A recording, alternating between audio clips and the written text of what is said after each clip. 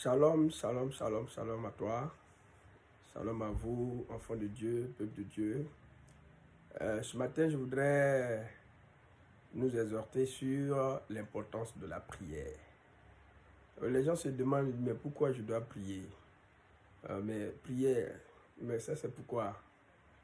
Certains disent, ils font souvent des jours sans prier, des mois sans prier. Moi, je ne prie pas. Oh, dans ce temps-là, je suis assoupi.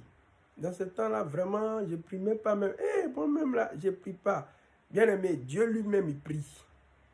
Dieu prie. Quand vous regardez le livre de Romains chapitre 8, la Bible dit, en verset 26, que le Saint-Esprit, par des soupirs inexprimables, intercède pour nous, pour l'humanité.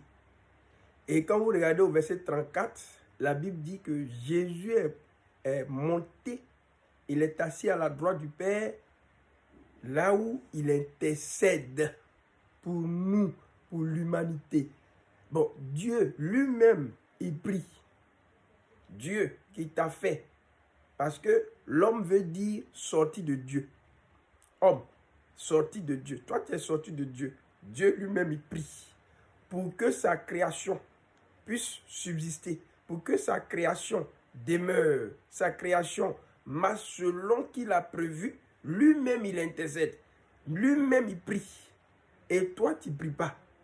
Toi, tu peux faire 2 jours, 3 jours, 1 mois, 2 mois. Tu as une vie de prière qui est morte. Bien-aimé, je voudrais te dire ce matin, et quand je vais finir de te parler, tu vas prendre la résolution de commencer une bonne vie de prière. La vie de prière, on l'appelle la genuflexion. Pourquoi la genuflexion? C'est pour faire marquer la différence entre la prière qu'on fait partout où on est. Partout, dans tout lieu où quelqu'un se trouve, il est en train de prier.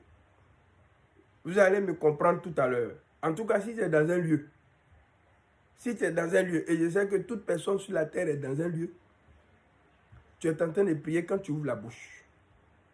Alors, pour faire la différence entre être en prière dans tout lieu et être en prière devant Dieu, on appelle ça la genuflexion. Il faut fléchir les genoux. Paul a dit, je fléchis les genoux devant le Père, duquel tire son nom tous les peuples de ce monde. Nous tous, tout peuple dans ce monde, nous tirons notre nom de Dieu. Nous sommes sortis de Dieu. Homme veut dire sorti de Dieu. Dieu est le grand homme. Dieu est le grand homme. Et toi, tu es homme. Et la Bible même dit que vous êtes des dieux, mais cependant vous mourrez comme des hommes. Nous sommes Dieu parce que sortis de Dieu. Alors, ce qui caractérise, ce qui fait de nous, ce qui nous fait asseoir, ce qui assure notre avenir, c'est la vie de prière. Prière. Toute prière, toute personne qui prie, ouvre la bouche. On appelle ça l'expression.